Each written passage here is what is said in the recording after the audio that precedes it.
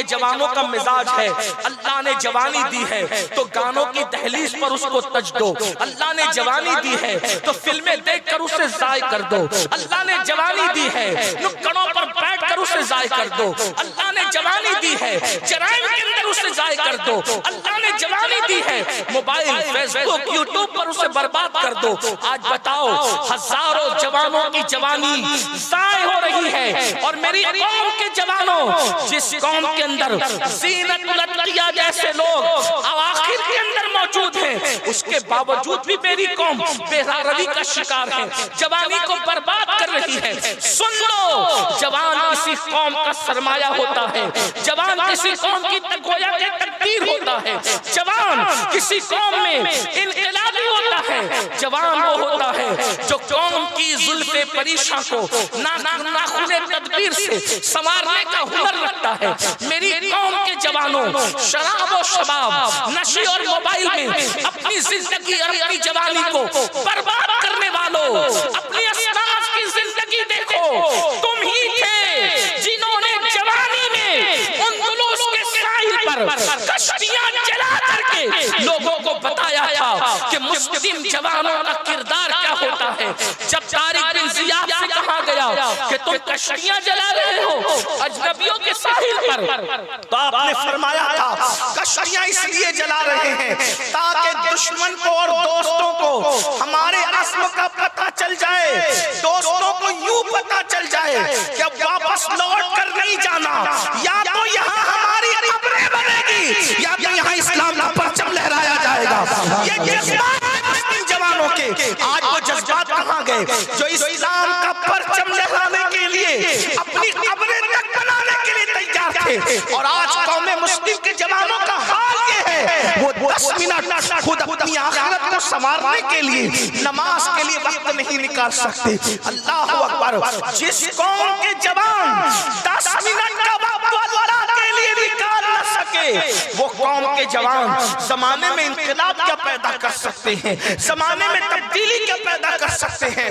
सुन लो, ये जवानी एक मेहमान की तरह है, जवानी की कदर मेहमान की तरह करो।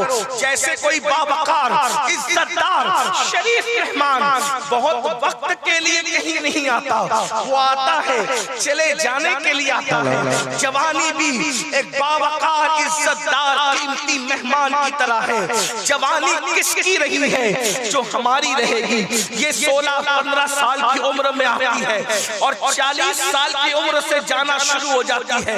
याद रखना, जवानी के नशे में अल्लाह की नाफरमानी करने वालों, जवानी के नशे में रात की तारीकियों में जराइम करने वालों, जवानी के नशे में अल्लाह को नाराज करने वालों, खुदा के कसम को दावत देने वालों, बहुत जल्द ये जवानी जाएगी। और उसके बाद जब बुढ़ापा आएगा, जो जवानी में गुनाह करते हैं, जो जवानी में जराइम करते हैं, जो जवानी में अल्लाह की नाफरमानी करते हैं, उनको बड़ा दर्दनाक बुढ़ापा आता है। इतना बदतरीन बुढ़ापा वो देखते हैं कि जब वो मौत मांगते हैं तो अल्लाह उनको मौत भी नहीं देता। इतनी दर्दनाक। अल्लाह अकबर। सैयदुत ताइफा हजरत जुनैद बगदादी रज़ी अल्लाह तआला अन्हु ने एक बुढ़े को बाजार में भीख मांगते देखा। अल्लाह अल्लाह, बगदाद मोहल्ला के बाजार में वो भीख मांग रहा था, मगर कोई उसको भीख देने के लिए तैयार न था। तो लोगों ने कहा, हजरत कैसा अजीब दौर आ गया कि इस बुढ़े को कोई भीख नहीं देता। फरमाया, उसने अपनी जवानी को पाप में गुजारा था, खुदा ने उसको जिल्लत आमेज़ बुढ़ापा उसमें मुसल्लत कर दिया। आज उसको कोई भीख देने के लिए तैयार नहीं है। मेरी कौम के जवानों, सुन लो, जिस दिन ये खूबसूरत जवानी की रातें गुजर जाएगी, उस दिन ये जिस्म इतना कमजोर होगा, कभी घुटनों का दर्द, कभी कमर का दर्द, कभी वजूद का दर्द। आज नरम कद्दों पर लेटकर जिना के मनाजिर देखते हो, आज नरम कद्दों पर लेटकर जिना की फिल्में देखते हो। कल ना नरम गद्दे होंगे, न सुकून की नींद होगी, बल्कि उस वक्त तारे गिनोगे और रात तारे गिनते गिनते गुजर जाएगी। नींद तलब करोगे, जाकर पूछो, 2-2, 3-3 नींद की गोलियां खाने के बाद भी लोगों को नींद नहीं आती थी। जवानी में जराइम करने वालों को बुढ़ापा बहुत पुरसुकून नहीं मिलता, बल्कि नन्हे से बच्चे भी उनका रिस्पेक्ट नहीं करते, जो अल्लाह के कानून का रिस्पेक्ट नहीं करते। जवानी कोई नहीं पूछता। और जब इंसान कंबल में मुंह छुपाकर बुढ़ापे में रोता है तो उस वक्त तो बहुत देर हो चुकी होती। मैं अपने जवानों से कहता हूं, तुम्हारे बड़े बूढ़ों ने जो अपनी जवानी को गुनाहों में बर्बाद करके अपने आप को तबाह किया, तुम उस गलती के रास्ते पे न जाओ। बल्कि जवानी भी अल्लाह को पसंद है और जवानी की इबादत भी अल्लाह को पसंद है। इसलिए जवानी को गुनाह में गुजारने की बजाय जवानी को अल्लाह की इबादत में गुजारो। अल्लाह के रसूल सल्लल्लाहु अलैहि वसल्लम इरशाद फरमाते हैं, जवानी में इबादत करने वाले को अल्लाह बूढ़ों पर ऐसी फजीलत अता फरमाता है जैसे रसूलों को अल्लाह कौम पे फजीलत अता फरमाता है। ये जवानों की फजीलत है जो अपनी रातों को गुनाह की बजाय खुदा की इबादत में गुजारता है। जब कोई जवान गुनाह से तौबा कर ले, 40 दिन तक आसमान में नूर की किंदीलें जलाई जाती। तौबा तो बहुत करने वाले करते हैं और सब अच्छे तौबा करने वाले, तौबा करने वाले सब बेहतरीन लोग हैं, तौबा करने वाले सबके मकाम है, शान है, इज्जत है, वक़ार है। लेकिन जब जवान गुनाह से तौबा करता है, हदीस पाक में आता है, 40 दिन तक अल्लाह नूर की किंदीलें रोशन करता है और फरिश्ते एक दूसरे से कहते हैं, फुला फुला जवान ने तौबा की है, उसकी तौबा की खुशी में अल्लाह ने नूर की किंदीलों को रोशन कर दिया है।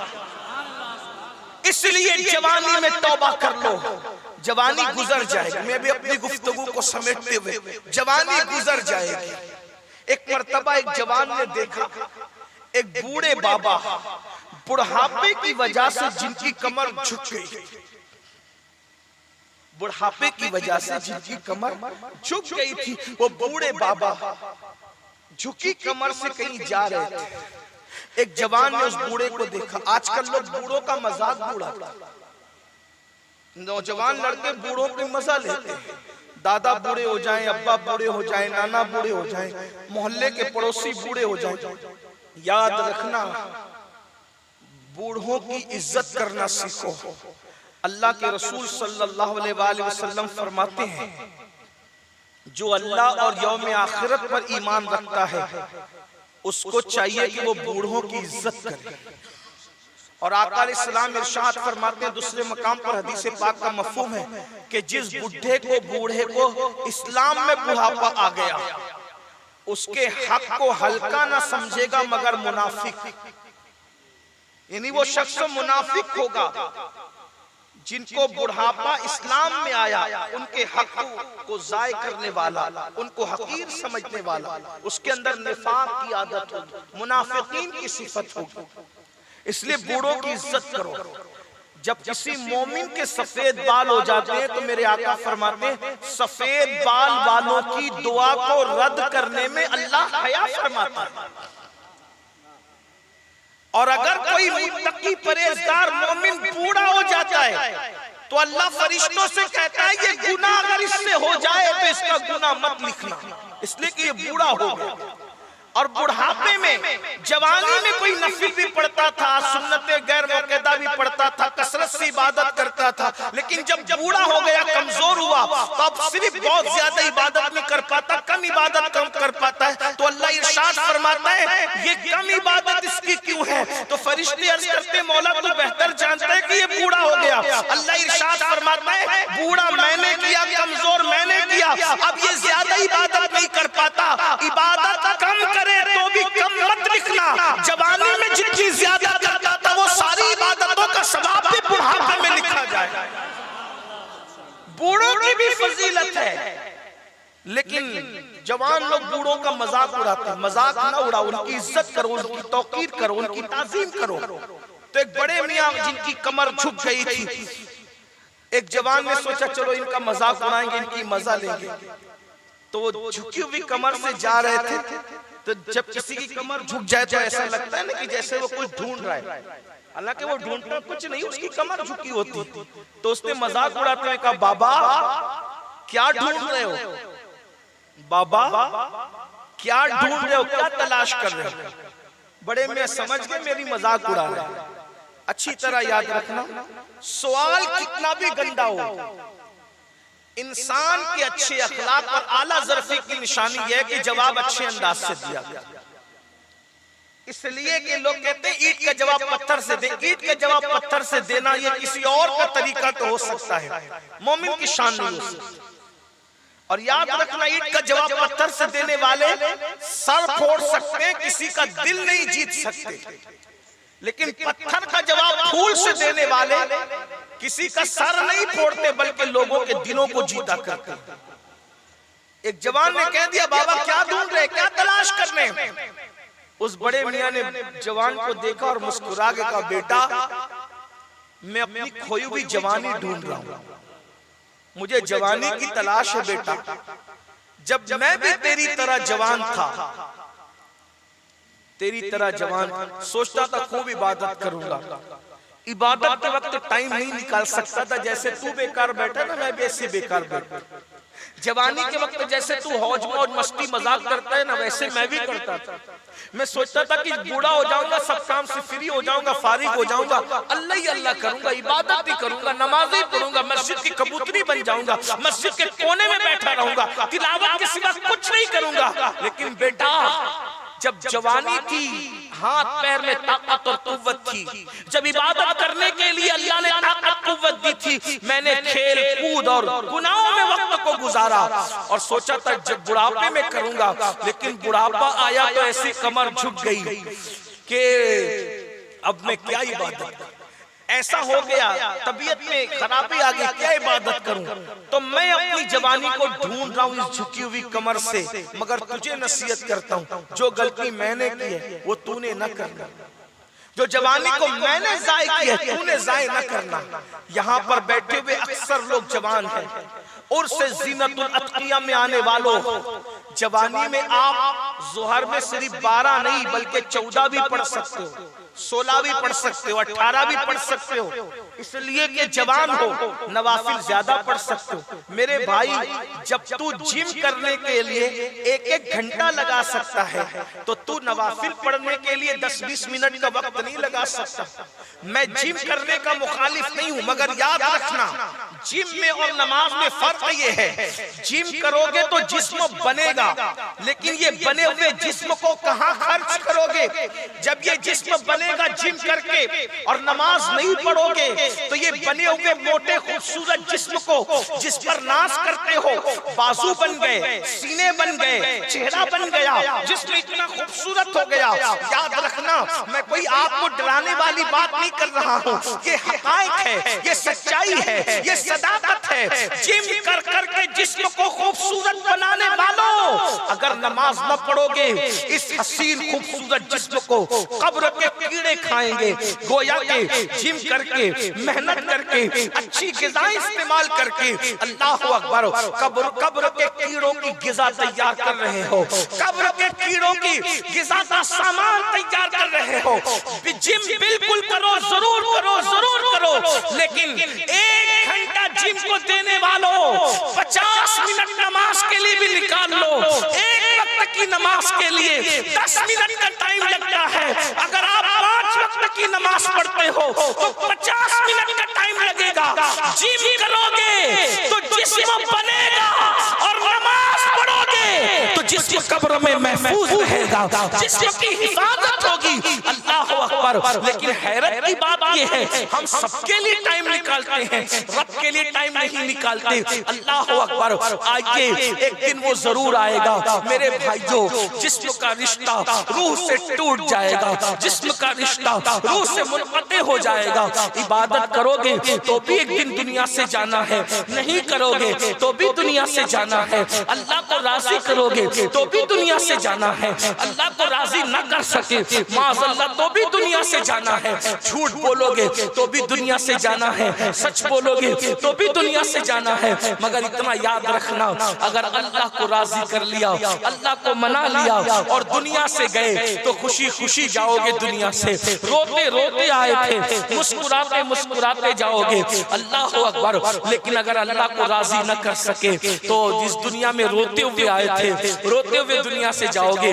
आइए मैं आपके सामने एक मिसाल के जरिए से एक मोमिन और नेक बंदे की मौत और एक गुनहगार और फासिक व फाजिर की मौत का एक तस्वीर पेश करता हूँ। मौत की तैयारी करो, नमाज के लिए वक्त निकालो, रमजान शरीफ गुजरा है, पता नहीं कितनों ने रोजा रखा ना रखा।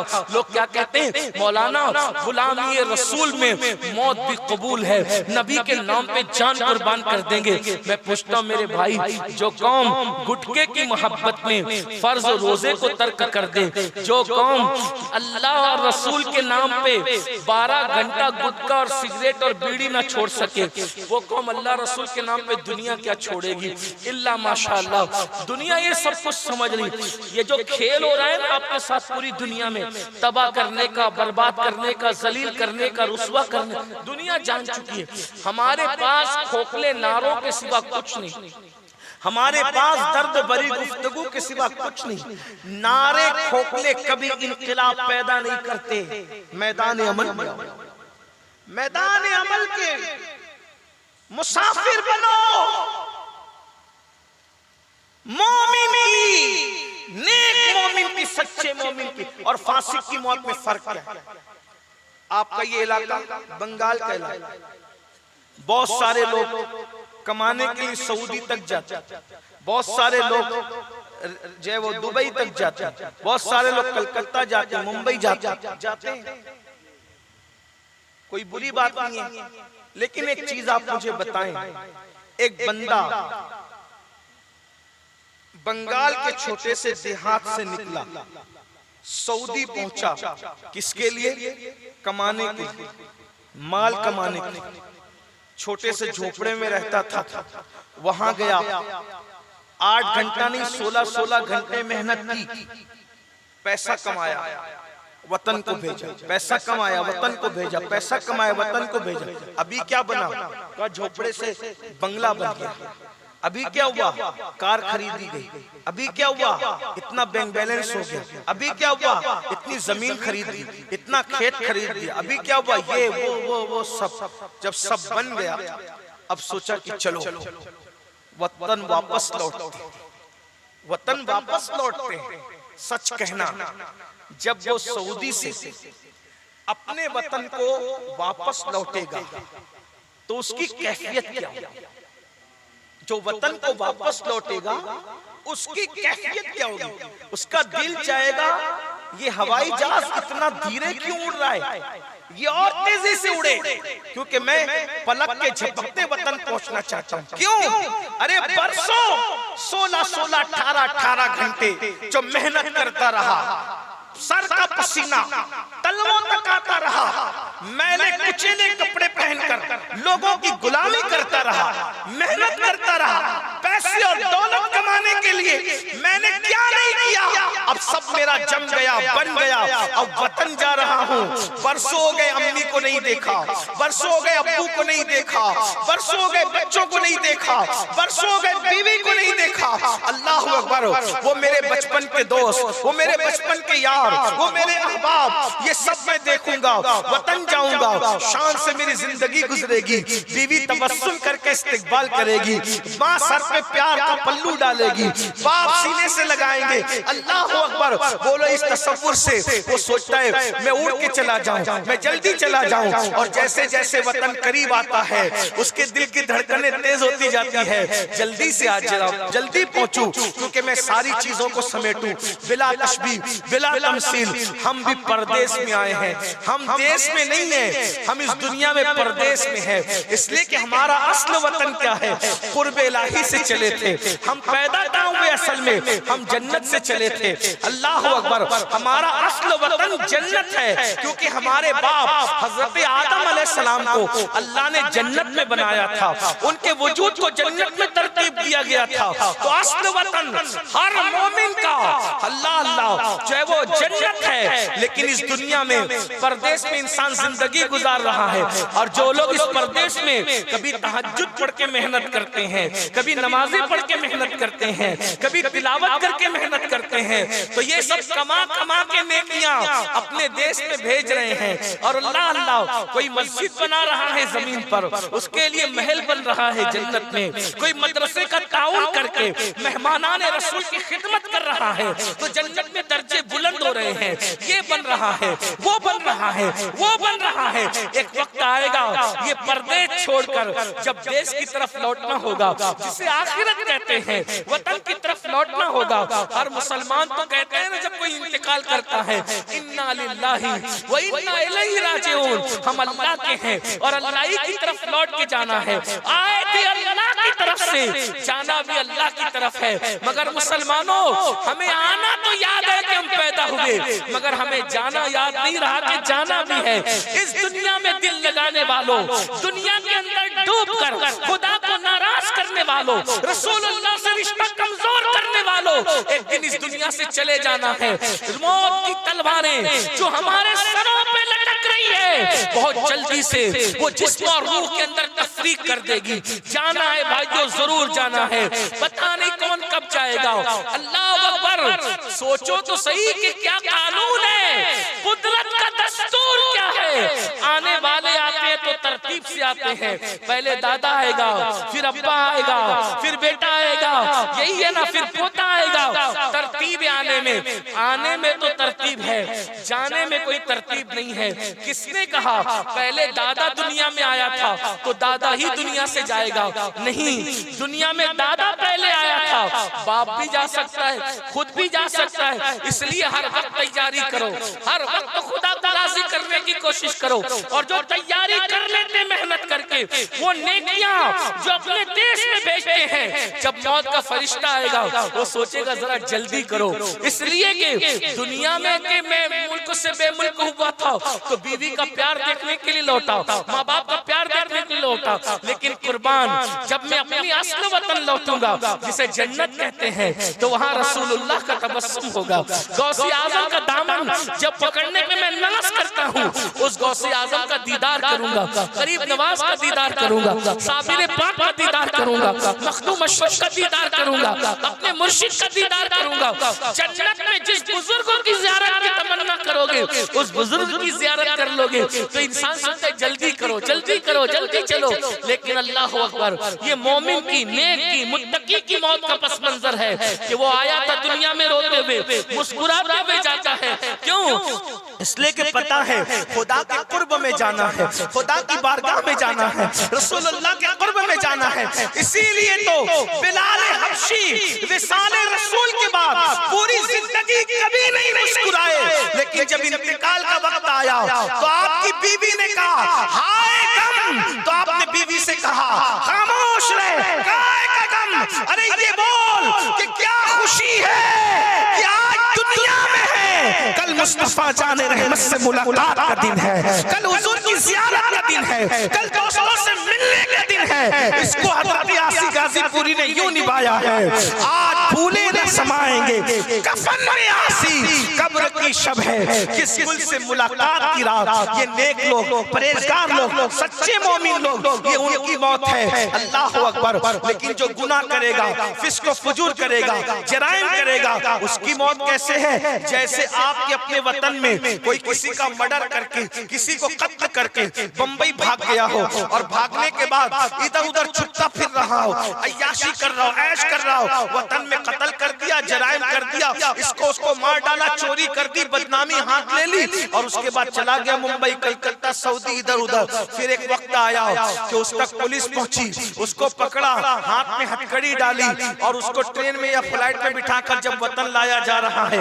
बताओ, पहला बंदा भी वतन आ रहा था, ये भी वतन आ रहा है। वो सोच रहा था फ्लाइट धीरे क्यों चल रही है, ट्रेन धीरे क्यों चल रही है, वो जल्दी वतन पहुंचना चाहता था। लेकिन जब इसके हाथ में हथकड़ी होगी तो वो बंदा सोचेगा काश के जल्दी ट्रेन न पहुंचे, काश के जल्दी फ्लाइट न पहुंचे। हालांकि वतन जा रहा है, लेकिन क्यों जाना नहीं चाहता, क्यों ताखीर चाहता है, क्यों कुड़ रहा है? इसलिए कि कुछ अच्छे काम नहीं किए। बदनामी मौलवी जानता है जब हथकड़ियों के साथ वतन जाएगा तो कितनी जिल्लत होगी, कितनी रुसवाई होगी, कितनी बदनामी होगी। यही तो होगा, मारा जाएगा, पीटा जाएगा, जेल में रखा जाएगा, पास की जाएगी क्योंकि काम अच्छा नहीं किया। अब बताएं, जैसे जैसे वतन आएगा वैसे वैसे वो शर्मिंदा होगा, लेकिन उसकी शर्मिंदगी उसको काम देगी। इसीलिए मेरे नौजवानों, मेरे भाइयों, मेरी बहनों, मैं आपको यही अर्ज करना चाहता हूँ, याद रखना जगह जी लगाने की दुनिया नहीं है, ये इबरत की जा है, तमाशा नहीं है। बड़े बड़े मालदार, बड़े बड़े सियासतदान, बड़े बड़े बादशाह इस दुनिया में जिन्होंने अल्लाह की नाफरमानी की, उनकी कब्रों का निशान मिट गया, उनको कोई याद करने वाला नहीं रहा। अल्लाह ने तुम्हें जिंदगी दी है, हमें जिंदगी दी है। आज से पहले जो हुआ सो हुआ, आज सच्ची तौबा कर लो, अल्लाह को मना लो, अल्लाह को राजी कर लो। दो छोटी छोटी बातें गुफ्तगू करके अपनी बात को मैं मुकम्मल करता हूँ, टाइम पूरा हो रहा है। बल्कि मुझे तो कहा गया था 10 साढ़े 10 बजे ही महफिल खत्म हो जाएगी, लेकिन किसी वजह से हम लेट हुए। हालांकि मुझे पता चला है इतनी ताखीर तक जो है वो जल्दी से इस उर्स का जलसा नहीं चलता, यहाँ जल्दी खत्म हो जाता है। और यहाँ के लोग तो जल्दी खाना खाने के आदी हैं और अब 12 से जायद हो रहे हैं। इसलिए मैं आपकी आंतों की बद्दुआ लेने की बजाय आपकी दुआ लेकर के जल्दी से गुजर जाना चाहता हूँ। दो बातें, एक बात याद रखना, बहलूल दाना, बहलूल हारून रशीद के दौर के बहुत बड़े मजजूब बहलूल दाना, आप बगदाद में ऐलान करते थे, लोगों अल्लाह से सुलह कर लो, लोगों अल्लाह से सुलह कर लो, लोगों अल्लाह से सुलह कर लो। बस इस धुन में ऐलान करते फिरते थे बहलूल। लोग उनका मजाक उड़ाते थे, कुछ लोग समझते थे, कुछ लोग नहीं समझते थे। कि एक दिन किसी का इंतकाल हुआ, हारून रशीद और दीगर लोग भी कब्रिस्तान में गए, तो हारून रशीद और दीगर लोगों ने क्या मंजर देखा कि जो बस्ती में ऐलान करते हैं बहलूल, लोगों अल्लाह से सुलह कर लो, लोगों अल्लाह से सुलह कर लो। अब कब्रिस्तान में तो बहलूल आसमान की तरफ देखकर कहते अल्लाह इनसे सुलह कर, अल्लाह इनसे सुलह कर ले, इन कब्र वालों से सुलह कर ले। किसी ने पकड़ के कहा बहलूल तेरी बोली क्यों बदल गई? जब बस्ती में थे तो कहते थे लोगों अल्लाह से सुलह कर लो, अल्लाह से सुलह कर लो, और अब कब्रिस्तान में आके बोली बदल लो, कहते अल्लाह इनसे सुलह कर ले, अल्लाह इनसे सुलह कर ले। और बहलूल ने सर्द आंख खींची और फरमाया नादानो, जब तक इंसान जिंदा है अल्लाह इंसान के गुनाह माफ करके उससे सुलह करने के लिए तैयार है। अल्लाह उससे सुलह करना चाहता है, यानी उसको माफ करना चाहता है, उसको बख्शना चाहता है, उसकी तौबा को कबूल करना चाहता है। बल्कि उसकी शान तो ये है कि जब रात का आखिरी हिस्सा आता है तो रहमत की चादर फैलाकर कहता है रात के पापियों सुबह होने से पहले तौबा कर लो ताकि मैं तुम्हें बख्श। जब शाम का वक्त आता है तो वो रहमत की चादर फैलाकर कहता है दिन के पापियों सूरज गुरूब होने से पहले तौबा कर लो ताकि मैं तुम्हें माफ कर दूं। वो करोड़ों माओं से ज्यादा प्यार करता है। वो फरमाता है अल्लाह तुम्हें अजाब देकर क्या करेगा अगर तुम अल्लाह के शुक्रगुजार बन जाओ। वो तुम्हें अजाब देके क्या करेगा अगर तुम शुक्रगुजार बन जाओ, तुम नाफरमानी उसकी ना करो, वो तुम्हें अजाब देके क्या करेगा। वो तो तुम्हें करोड़ों माओं से ज्यादा प्यार कर। किसी ने मुझसे कहा ये तू कहां से लाया, ये करोड़ों माओं से ज्यादा अल्लाह प्यार करता है। मैंने कहा जब उसके इल्म की हद नहीं है तो उसके प्यार की हद कहां से? खुदा वही तो है कि जिसकी कोई हद नहीं है, न उसके इल्म की हद है, न उसकी कुदरत की हद है, न उसके हुस्न की हद है, तो फिर उसकी मोहब्बत की हद बंदियां कैसे करोगे? करोड़ों माएं अगर बफर्ज़े मुहाल किसी एक बच्चे की हो जाए तो वो करोड़ों माएं मिलकर एक बच्चे को जितना प्यार नहीं दे सकती, उससे ज्यादा मेरा अल्लाह अपने बंदों से प्यार करता है। अल्लाह अकबर। उसके प्यार की कोई हद है?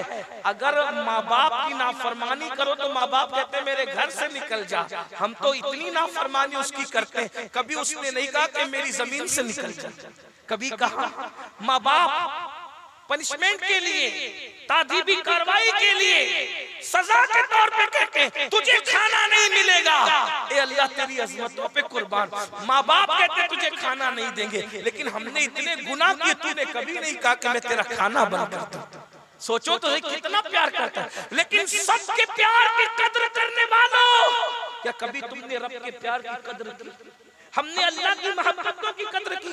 रात की तारीकी में, हर रात के आखिरी हिस्से में आसमान दुनिया पे तजल्ली फरमाता है जैसा कि उसकी शान है, और हर रात कहता है मुझसे बख्शिश मांगने वालों बख्शिश मांगो, मैं तुम्हें बख्श दूं, मैं तुम्हें माफ कर दूं। तो बहलूल ने कहा मैं इसलिए कहता था कि अल्लाह से सुने कर लो, क्योंकि जब तक इंसान जिंदा है खुदा उसको माफ करने वाला है और उसको माफ करना चाहता है, लेकिन इंसान तौबा नहीं करना चाहता। लेकिन जब मर के अजाब में गिरफ्तार हो जाता है अब इंसान माफी मांगता है, लेकिन अल्लाह उसको माफ करना, क्योंकि उसके लिए तौबा का दरवाजा बंद हो चुका।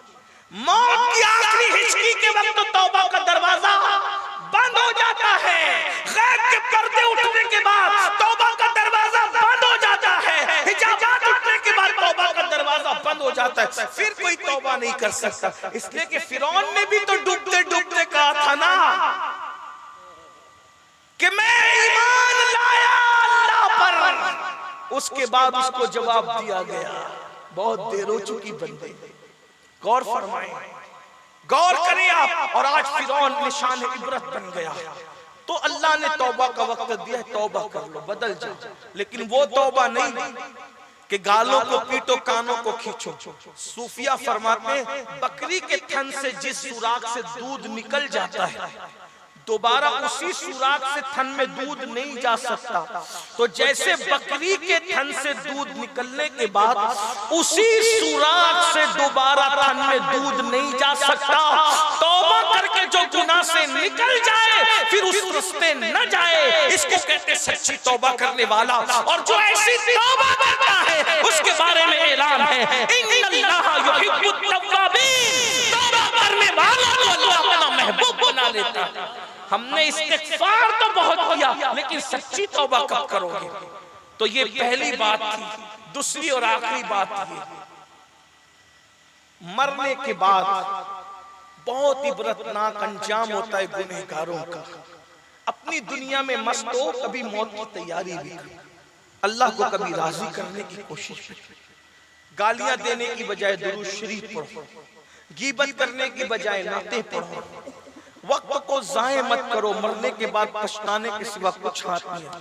एक मर्तबा दो भाई आपस में झगड़ा कर रहे थे, लड़ाई कर रहे थे, ये मेरी इतनी जमीन वो मेरी उतनी जमीन, जमीन के लड़ रहे थे। लड़ते हैं लोग, मैं समझता हूँ चार भाई हो तो शायद ही कुछ भाई ऐसे हो कि जिनमें आपस में लड़ाई ना हो, एक दूसरे पे केस तक करते हैं। पहले केस करते थे, अब तो लोग एक दूसरे पे भाइयों पे जादू भी करवाते। हदीस पाक का मफहूम है कि जादू करने वालों के लिए डर है कि कहीं उनका खात्मा कुफ्र पर ना हो। जादू करने वालों के लिए कहा गया कि शबे बरात में भी उनकी मगफिरत नहीं होती, शबे बरात में भी उनकी बख्शिश नहीं होती जब तक वो तौबा न कर दे। जादू करने कराने वालों के लिए कहा गया अगर किसी जादूगर के पास जाता है तो 40 दिन तक अल्लाह ना उसकी इबादत कबूल करता है ना उसकी दुआ कबूल करता है। लड़ाई झगड़े चल रहे, दिलों में कीने हैं, एक दूसरे पे केस कबाड़ी चल रही, दो भाई हैं आपस में लड़ रहे हैं, ये मेरी जमीन वो मेरी जमीन, मेरी जायदाद इतनी मेरी। ऐसे में एक टूटा हुआ कटोरा वहां पर पड़ा हुआ था।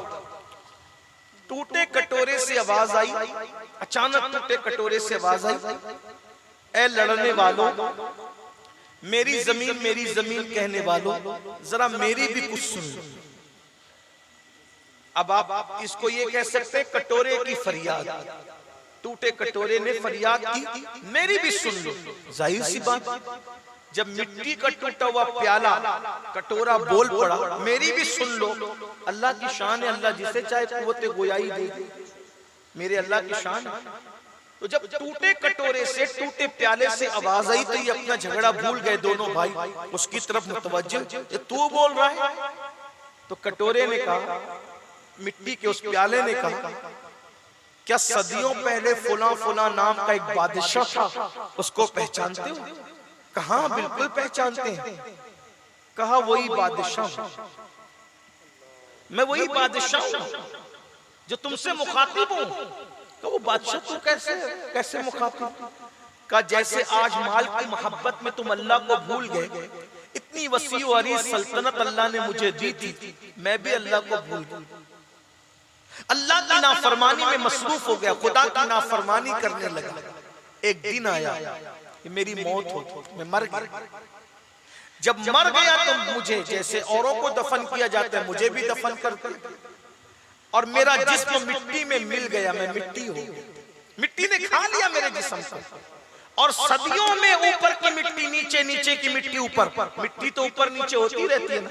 तो कहा इतना बड़ा बादशाह था, जब मिट्टी ने खा के मुझे मिट्टी कर दिया, और सदियों में नीचे की मिट्टी जब ऊपर को आई, तो फिर क्या हुआ?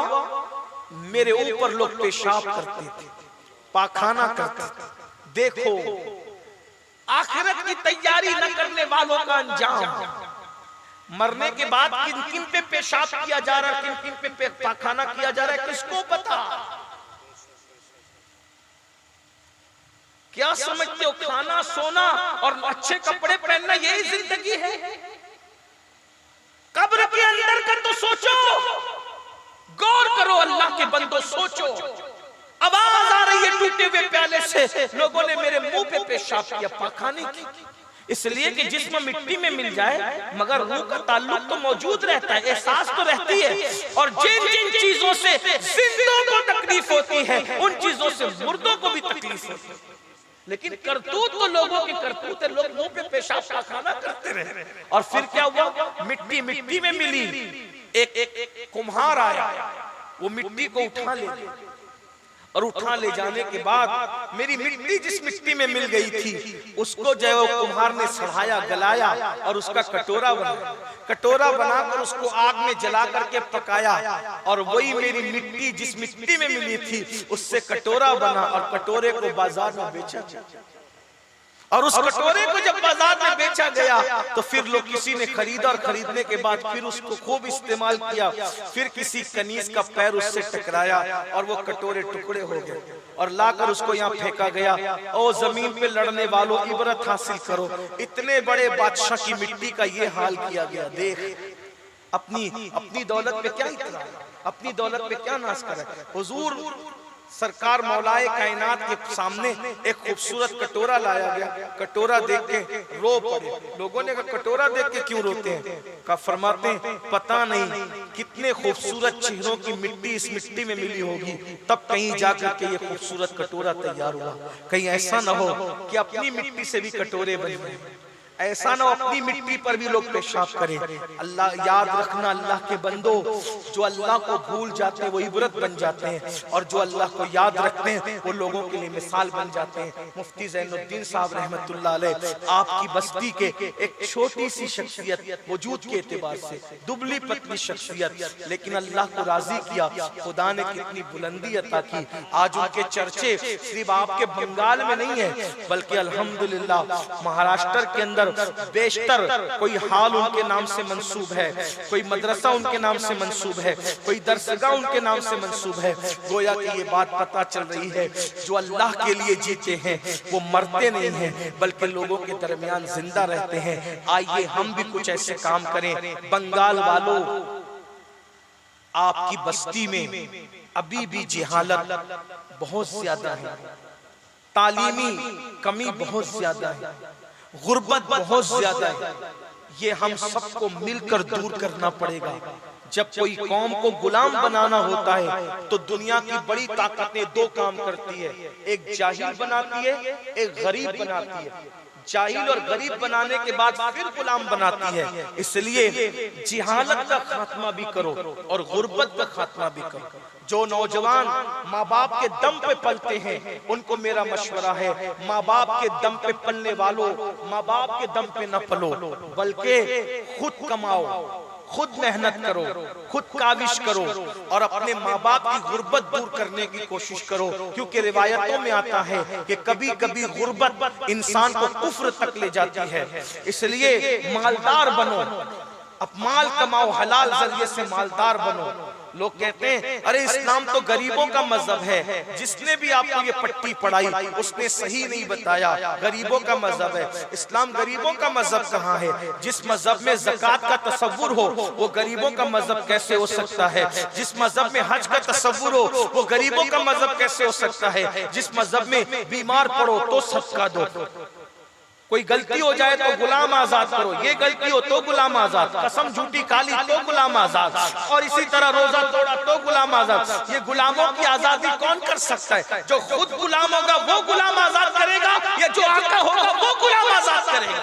आप मुझे बताएं, हमारे मजहब में तो कौन कहता है कि इस्लाम गरीब? हाँ, चंद लोग गरीब हुए हैं, लेकिन अक्सरियत मालदारों की। खुद हमारे आका सल्लल्लाहु अलैहि वसल्लम की जाहिरी दौर में जाहिरी आमदनी उस जमाने में लाखों की हुआ करती थी, मगर शान ये थी सुबह आता था शाम तक सब बांट दिया करता। ये एक अलग बात है, लेकिन ये मालदार बनो, माल पे तवज्जो दो, मेहनत करो। अगर औरों के कंधे से कंधा मिलाकर दुनिया में खड़े होना है तो मालदार बनो। और दूसरी चीज, तालीम पर मेहनत। कोई बेटा बेटी जाहिल न रहने पाए, अनपढ़ न रहने पाए, पढ़ाओ और आला से आला तालीम दो। 10-15 साल अगर तालीम और दौलत पे मेहनत कर लोगे तो इंशाअल्लाह इनकलाब आएगा।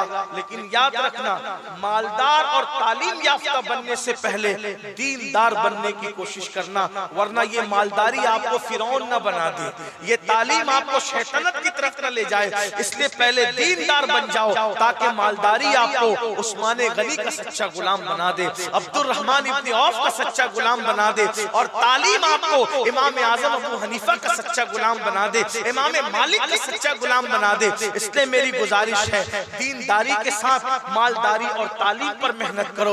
मैंने तो तय कर लिया है कि हर जलसे में लोगों को ये कहूं कि मालदार बनो, दीनदार बनो, तालीम याफ्ता बनो, खूब पढ़ाओ अपने बच्चों को। 8 घंटे मेहनत करने की बजाय 16 घंटे मेहनत करो, 18 घंटे मेहनत करो, और अपने बच्चों को इंग्लिश मीडियम स्कूलों में दाखिला कराओ। ये नहीं कि गवर्नमेंट के उन स्कूलों में डाल दिया जहां ना टीचर आ रहा है, ना कोई पढ़ाई का इंतजाम है, ना छत है, ना ये अच्छी से अच्छी तालीम का इंतजाम करो। याद रखना, उर्दू अपने घर में पढ़ाओ, अंग्रेजी मीडियम में बच्चों को तालीम दिलाओ और इसके रसूल का सच्चा पाबंद बनाओ। इसलिए कि हयात लेके चलो, कायनात लेके चलो, चलो तो सारे जमाने को साथ लेके चलो। लोग कहते हैं तालीम हासिल करके हजरत क्या होगा, क्योंकि नौकरी तो मिलती नहीं। मैं फिर कहता हूँ, मुसलमान अपने बच्चों को नौकरियों के लिए नहीं पढ़ाते, बल्कि मुसलमान अपने बच्चों को अच्छा इंसान बनाने के लिए पढ़ाते हैं। याद रखना, अनपढ़ के खाने का अंदाज और पढ़े लिखे के खाने के अंदाज में फर्क होगा। अनपढ़ के गुफ्तगू करने के अंदाज में और पढ़े लिखे के गुफ्तगू करने के अंदाज में फर्क होगा। अनपढ़ के उठने बैठने में, पढ़े लिखे के उठने बैठने में फर्क होगा। मेरे आका मौलिम कायनात बनकर आए थे, हुजूर ने तालीम दी, तरबियत दी, अरब के बोरिया नशीनों को खुदा की पहचान अता की। जो नमक और काफुर में फर्क नहीं कर सकते थे उनको कैसर और किस्रा का ताजदार बनाया। जो जिहालत की वादियों में भटक रहे थे, अल्लाह अकबर, उनको इतना इल्म से आरास्ता कर दिया कि कायनात में फिर उन जैसा इल्म वाला नजर नहीं आया। इसलिए मेरी गुजारिश है, माएं और बहनें भी मौजूद हैं, अपने बच्चों को, बच्चियों को आला तालीम दिलाओ दीनदारी के साथ। और नौजवानों से कहता हूँ, फेसबुक पर पर, व्हाट्सएप पर, यूट्यूब पर अपने वक्त को बर्बाद करके रात में 4 बजे जागोगे, दोपहर में 12 बजे तक सोओगे, तो कारोबार कैसे करोगे, तालीम कैसे हासिल करोगे? जल्दी सो जाओ, जल्दी उठो। लोगों की सुबह सूरज निकलने के बाद होती है, मुसलमान की सुबह सूरज निकलने से पहले होती है। तुम लोगों से पहले उठो, कारोबार पे मेहनत करो। और याद रखना, अगर अल्लाह ने आपको बहुत दौलत दे दी है तो सिर्फ खुद गर्ज और सेल्फिश न बनो, बल्कि दूसरों की मदद करो। दर्द दिल के वास्ते पैदा किया इंसान को, वरना इबादत के लिए कुछ कम न थे। कर रहा हूं बयां, इबादत के लिए तो फरिश्ते बहुत थे, मगर अल्लाह ने हमें दर्द दिल के लिए पैदा किया। एक दूसरे को उठाओ, एक दूसरे का सहारा बनो, एक दूसरे की मदद करो। मरने के बाद किसी को कांधा देने की बजाय जीते जी उसको कांधा देने की कोशिश करो, उसको तरक्की पर ले जाने की कोशिश करो, उसे आगे बढ़ाने की कोशिश करो, उसे पुश करने की कोशिश करो। और एक दूसरे की टांग खींचने की बजाय हौसला देकर जय वो उसको आगे बढ़ाने की कोशिश करो। इसलिए कि आप किसी को हौसला दोगे, कुछ नहीं कर सकते, लेकिन हौसला देने का सवाब जरूर मिल जाएगा। अल्लाह का किसी को तरक्की दे तो आपके पैर खींचने से उसका क्या होना है, अल्लाह किसी को तरक्की दे तो आपके हौसला देने से क्या होना है। लेकिन इतना जरूर है, उम्मुल मोमिनीन सैयदा आयशा सिद्दीका की मौजूदगी में एक भिखारी आया और अर्ज़ किया, या रसूल अल्लाह कुछ दे दीजिए। तो मेरे आका ने देने से पहले अम्मा आयशा से कहा, आयशा मुझे कहो कि हुजूर इसको दे दो। अम्मा आयशा ने कहा, हुजूर आप तो बड़े सखी हैं, मैं नहीं भी कहूंगी तो आप देंगे। फरमाया, तुम नहीं भी कहोगी तो जरूर दूंगा, लेकिन कह दो ना। नहीं भी कहोगी तो दूंगा, लेकिन अगर कह दोगी तो इस सवाब में तुम भी शरीक हो जाओगे। कह दोगी तो इस सवाब में तुम भी शरीक हो जाओगे। बस इसी तरह अल्लाह जिसे चाहता है तरक्की देता है। तुम्हारे हमारे करने से कुछ होता नहीं, मगर पुश कर दोगे तो उसकी तरक्की के सवाब में तुम भी शरीक हो जाओगे। आगे बढ़ाने के अभी जैसे मुफ्ती साहब किबला ने या अल्लामा अशफाक साहब ने हमें बताया कि मुलाकात के दरमियान के मुफ्ती ज़ैनुद्दीन साहब रहमतुल्लाह अलैह का ये खुसूसी करम है कि हम लोग तो स्कूल पढ़ रहे थे बचपने में, हमें स्कूल से निकाल कर ये कहा कि चलो मदरसा पढ़ो, और कई बच्चों को लेकर गए, और आज वो बच्चे कौम का मेमार बनकर के खड़े हुए हैं। मेयारे सुन्नियत, मेमारे सुन्नियत, मेयारे कौम, मेमारे कौम बनकर आज लोगों के सामने खड़े हैं। तो इसलिए हो सकता है कि आप भी किसी पे मेहनत करो, वो बड़ा इंसान बन जाए और उसके जरिए से बड़ा काम हो। तो मुमकिन है कोई आपको न जाने, लेकिन उसके अजर में आप बराबर के शरीक हो सकते हैं। इसलिए दीनदार बनो, मालदार बनो और एजुकेशन पे बहुत मेहनत करो। अल्लाह ताला से दुआ है, अल्लाह पाक हम सबको अमल की तौफीक दे। गुफ्तगू के दरमियान अगर कोई गलती हो तो अल्लाह ताला माफ फरमा दे। अस्तगफिरुल्लाह रब्बी मिन कुल्लि ज़ंबिन व अतूबु इलैहि व मा अलैना इल्ला अल बलाग। अस्सलामु अलैकुम व रहमतुल्लाहि। अच्छा, मुझे मुफ्ती साहब के मज़ार में शरीक कर लें उसको, ताकि आपको भी अजर मिल जाए, मुझे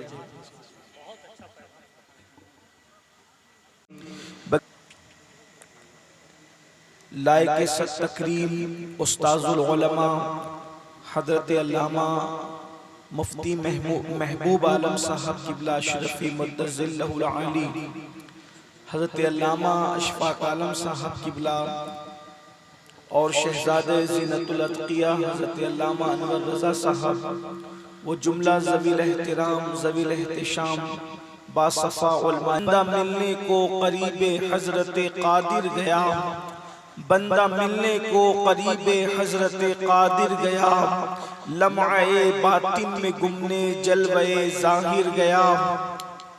वास्ता प्यारे का ऐसा हो के जो सुन्नी मरे, वास्ता प्यारे का ऐसा हो के जो सुन्नी मरे, यूं ना फरमाए तेरे शाहिद के वो फाजिर गया। अर्श पर धुमे मचे वो मोमिने सालिह मिला, अर्श पर धुमे मचे वो मोमिने सालिह मिला। फर्श से मातम उठे वो तैयबो ताहिर गया, फर्श से मातम उठे वो तैयबो ताहिर गया। और ठोकरें खाते फिरोगे उनके दर पे पड़ रहो, ठोकरें खाते फिरोगे उनके दर पे पड़ रहो। काफिला तो ए रज़ा अव्वल गया आखिर गया, काफिला तो ए रज़ा अव्वल गया आखिर गया।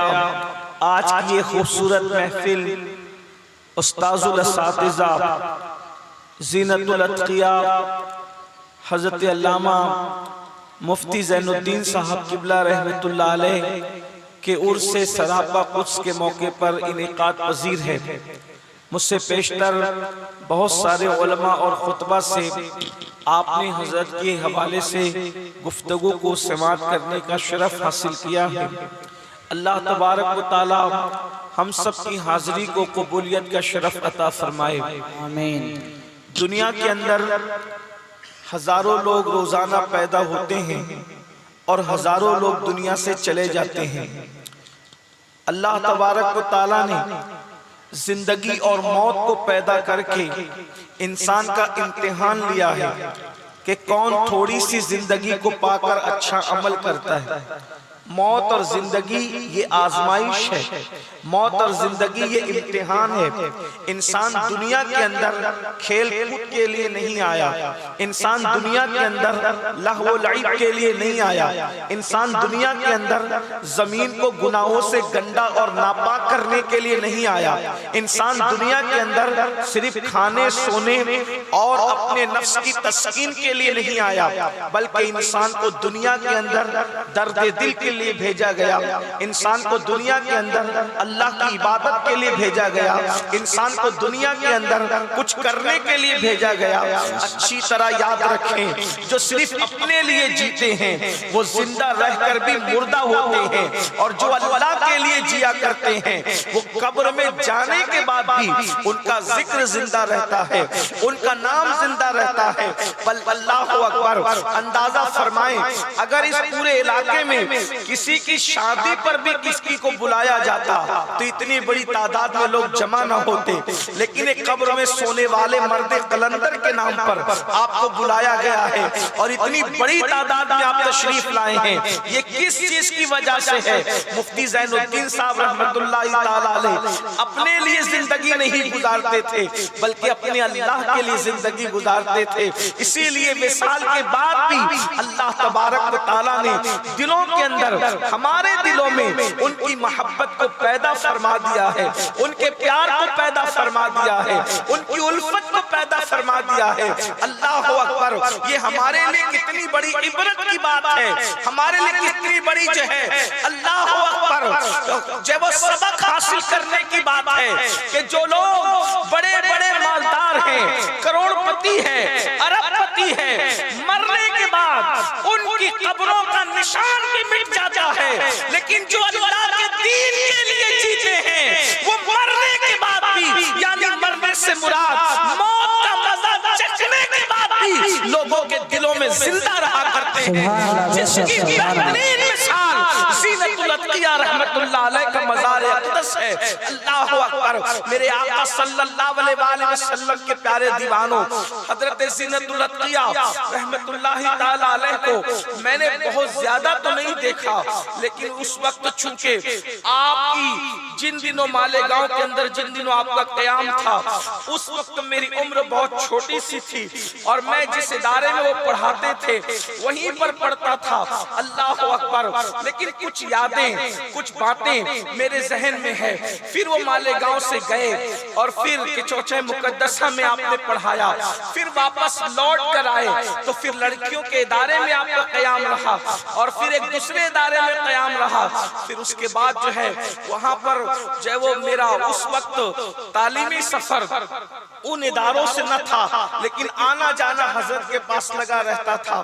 कभी कभी ऐसा होता है, इंसान जिस इलाके का होता है, इंसान जिस गांव का होता है, इंसान जिस मोहल्ले का होता है, लोग उसकी कद्र नहीं करते। बल्कि बहुत मेरे अजीम उस्ताद मेरे कायद ने मुझे एक बात कही थी। आपने फरमाया था दो चीजें इंसान को हमेशा जो है वो मौत के बाद नसीब होती है, दो चीजें इंसान को मौत के बाद नसीब होती है। एक कब्र इंसान को मौत के बाद नसीब होती है और एक कद्र इंसान को मौत के बाद नसीब होती है। कब्र और कद्र, ये दोनों चीजें इंसान को बाद मौत नसीब होती है। और मेरी कौम अहले सुन्नत व जमात का तो हाल ही जुदा है। जब तक जिंदा रहेंगे सताते रहेंगे, और जब मर जाएंगे तो कब्रों पर गुंबद भी बनाएंगे, उर्स भी करेंगे। अल्लाह अकबर। जीते जी लिबास न देने वाली कौम मौत के बाद चादरों का अंबार लगाती है। बहरहाल ये बड़ा अलमिया है। मेरे आका सल्लल्लाहु अलैहि वसल्लम के दीवानों, वो इमाम जो तनख्वाह बढ़ाने के लिए बोल बोल कर जबान सुखा दे, अल्लाह अकबर, उसे तरसा देते हैं, लेकिन उसी की मौत के बाद उर्स पर हजारों रुपए उसके खर्च किए जाते हैं। अल्लाह अल्लाह, शायद हो सकता है इसमें भी कहीं ना कहीं इंसान का खर्च करने के मामले में भी अपने मफाद का मामला हो, लेकिन उस पर मैं किसी की नियत में शक नहीं कर सकता। कुछ लोग इखलास से भी करते होंगे। मेरे आका अलैहिस्सलातु व तस्लीम के प्यारे दीवानों, हुजूर मुफ्ती ज़ैनुद्दीन साहब किबला रहमतुल्लाहि ताला अलैह बड़े अजीम फकीह थे। आपने सुना मौलाना हज़रत अल्लामा मुफ्ती शाहनवाज साहब से, बड़े अजीम मुफ्ती भी थे, बड़े अजीम मुदर्रिस भी थे। उनकी सबसे बड़ी बात ये थी, वो इंतहाई खलीक थे, इंतहाई बाखलाक थे। एक छोटा सा बच्चा भी अगर उनके पास चला जाता, आप उसको नजरअंदाज न फरमाते। और ये अखलाक नबवी सल्लल्लाहु अलैहि वसल्लम का अक्स जमील उनकी जिंदगी के अंदर था। अल्लाह के रसूल सल्लल्लाहु अलैहि वसल्लम ने फरमाया, मीज़ान पर सबसे भारी भरकम जो चीज होगी वो इंसान के अखलाक होंगे। अच्छी तरह याद रखना, नफली नमाज़ें, नफली रोजे, कसरत से तिलावत कुरान। हजरत सैयदी नसीरुद्दीन चिरागे दहलवी फरमाते हैं, कसरत से कुरान की तिलावत, कसरत से नफली रोजे, कसरत से नफली नमाजें, ये तो बूढ़ी औरतें भी कर लिया करती है। जियाने मर्दों का काम ये है कि वो हुस्न अखलाक से लोगों के साथ पेश आए। और अल्लाह अकबर, मुफ्ती ज़ैनुद्दीन साहब रहमतुल्लाहि ताला अलैह की जिंदगी में इंतहाई ये चीज आपको नजर आएगी। वो सादगी का पैकर थे, वो इश्क़ मुस्तफा का पैकर थे। अल्लाह अकबर, कौम की जरूरतों को महसूस करके वो उस तरफ जो है वो पेशरफ्त फरमाते थे। गालिबन जिस वक्त अहले सुन्नत व जमात में लड़कियों के इदारे का तसव्वुर इंतहाई कम था, मुफ्ती ज़ैनुद्दीन साहब रहमतुल्लाह अलैह ने मालेगांव में हनफिया सुन्निया में तालीम और तदरीस के दरमियान अल्लाह अकबर बच्चियों के इदारे की जरूरत को महसूस किया। अल्लाह अकबर, आप अंदाजा फरमाएं, यहाँ पर उलमा मौजूद है, सुबह से दोपहर तक एक आलिम अगर बच्चों को पढ़ाता रहे और उसके बाद फिर जो है वो फिर एक मर्तबा उसको पढ़ाने की गुजारिश की जाए तो जल्दी से वो तैयार नहीं होता, बल्कि एक जिम्मेदार इंसान एक तकरीर के बाद दूसरी तकरीर करने के हवाले से वो सोचता है कि मैं ज़हनी तौर पे थक गया हूँ, अब अगर मैं दूसरी तकरीर करूंगा कहीं ऐसा तो ना होगा कि मेरा जहन और मेरी जबान दोनों एक दूसरे का साथ ना दे, कहने जाऊं कुछ और बोल दूं कुछ। इसलिए कि कभी कभी थकन ऐसा हो सकता है कि जब इंसान थक जाता है जहनी तौर पर तो जबान और जहन दोनों एक दूसरे के साथ साथ नहीं चल पाते, मज़ामीन जहन से ओझल होने लगते हैं। अल्लाह अकबर, लेकिन बहरहाल एक घंटे की तकरीर करना और काम है, बल्कि ये बात भी मैं आपसे अर्ज करूं, किसी की तौहीन और तनकीस मकसूद नहीं है। सबसे आसान काम अगर कोई है तो तकरीर है, तकरीर से कुछ मुश्किल अगर कोई काम है अल्लाह अकबर वो तदरीस है, और तदरीस से भी कोई मुश्किल काम है वो तसनीफ है। तीनों की अपनी अहमियत है, तीनों को भी किसी को नजरअंदाज नहीं किया जा सकता। लेकिन अगर 6 घंटे तक मदरसे में एक जगह बैठकर इंसान पढ़ाए और पढ़ाने के बाद फिर उसको दोबारा पढ़ाने के लिए कहा जाए, तैयार नहीं होता। लेकिन हुजूर ज़ीनतुल अत्किया को किसी ने कहा नहीं था कि बच्चियों की तालीम की जरूरत है। हुजूर ज़ीनतुल अत्किया रहमतुल्लाह अलैह ने हनफिया में क़याम के दौरान एक मकान के अंदर इज़हारुल उलूम की बुनियाद रखी, बच्चियों के इदारे की बुनियाद रखी, और आप खुद पढ़ाया करते थे। और आपको पता होना चाहिए आपने अपने दौर में जिन बच्चियों को तालीम दी है आज भी मेहनतों के बावजूद उन जैसी आलिमा कोई कोई तैयार नहीं कर सका।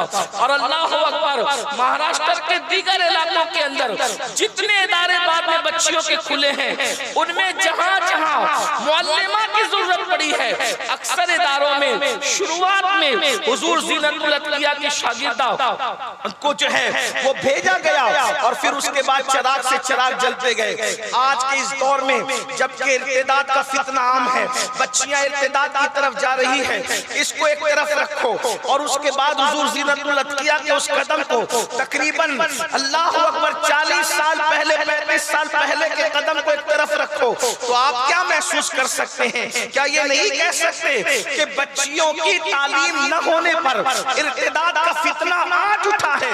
ज़ीनतुल अतकिया ने उसको 35-40 साल पहले महसूस फरमा लिया था और उसका मदावा करने की कोशिश की थी। अल्लाह अकबर, ये उनकी कैफियत थी, लेकिन जिंदगी इतनी सादा थी। जब अज़मत मुस्तफ़ा में वो बच्चों को तालीम दे रहे थे, गाहे बगाहे इस्तिफादा के लिए मैं भी पहुंच जाया करता था। एक वक्त मैं पहुंचा तो मैंने क्या देखा, दोपहर के खाने का वक्त हो रहा है और वो खाने में जो है केला और रोटी तनाउल फरमा रहे हैं। मुझे हैरत हुई, ये दोपहर में चिलचिलाती धूप में हजरत खाना खाने की बजाय केला रोटी खा रहे हैं। तो मैं बेचैन हुआ, मैंने कहा अगर हुजूर आप इजाजत दे तो मैं कोई जो वो इंतजाम कर दूं। कहा कि नहीं, मैं अपनी ख्वाहिश से ये खा रहा हूँ। इतनी सादा ग़िज़ा पर उन्होंने इक्तफा फरमाया।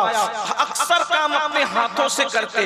उन्हीं अज़मत मुस्तफ़ा में क़याम के दरमियान एक मर्तबा किसी मैयत के हवाले से मैं पहुंचा जनाजा पढ़ाने के लिए, तो मैंने देखा, मैंने सोचा कि ताज़ा वुज़ू कर लूं।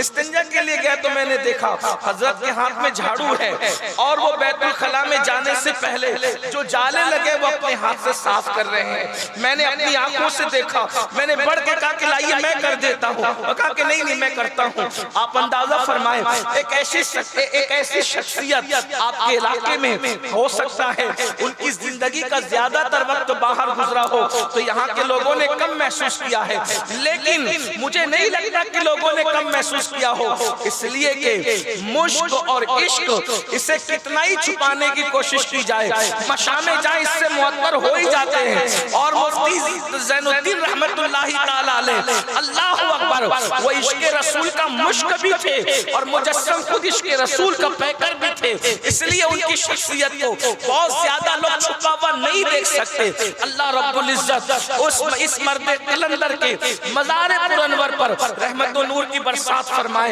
एक बात और अर्ज़ करके मैं अपने उन्वान की तरफ चलना चाहता हूँ। एक मर्तबा मालेगांव के अंदर कुछ हंगामी हालात हुए। हंगामी हालात होने के बाद एक मीटिंग मुनक्किद की गई और मीटिंग मुनक्किद करने के बाद लोगों ने अलग अलग अंदाज से तकरीर की। मैं भी उसमें मौजूद था, हालांकि उस वक्त मैं कोई मुकर्रिर की हैसियत से उसमें मौजूद न था। बड़े बड़े उलमा और शहर के जिम्मेदार लोग थे और उसमें तंजीम के नुमाइंदे की हैसियत से मैं भी शरीक था, लेकिन मुझे कुछ बोलना भी नहीं था, बड़ों को बोलना था। मेरी उम्र उस वक्त भी छोटी थी। अल्लाह अकबर, गुफ्तगू होती रही। हंगामी हालात हैं, फसाद के हालात हैं, ये नुकसान हो गया, वो दुकानें जल गई, ऐसा हो गया, वैसा हो गया। एक साहब ने उठ करके कहा, इन हालात में हमें अपने मसलक को और अपने सिलसिले को बालाए ताक रख देना चाहिए और अल्लाह अकबर एक दूसरे की मदद करना चाहिए। ये बोल करके वो साहब बैठे। अल्लाह अल्लाह, हुजूर मुफ्ती ज़ैनुद्दीन की सदारत में वो महफिल थी।